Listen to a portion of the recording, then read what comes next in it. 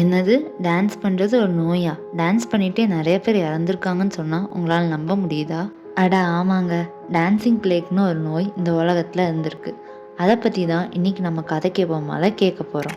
1518 இன்றைக்கி ஃப்ரான்ஸ் நகரமாக இருக்கிற ஊரில் தான் திடீர்னு ஒரு பொண்ணு ஸ்ட்ரீட்டில் இறங்கி டான்ஸ் ஆடுறாங்க.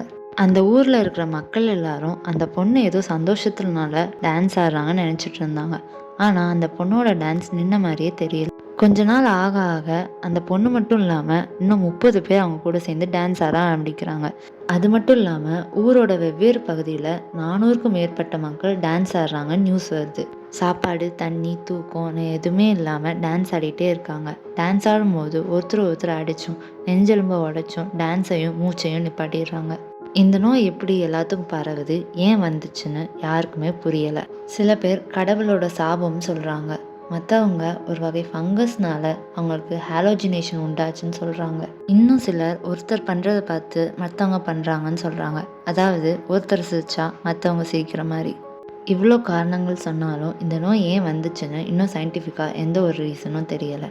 இந்த மாதிரி இன்ட்ரெஸ்டிங்கான ஸ்டோரி கேட்கணுமா சேனலை சப்ஸ்கிரைப் பண்ணுங்கள். இந்த வீடியோ பிடிச்சிருந்தா ஒரு லைக் போடுங்க. தேங்க்ஸ் ஃபார் வாட்சிங்.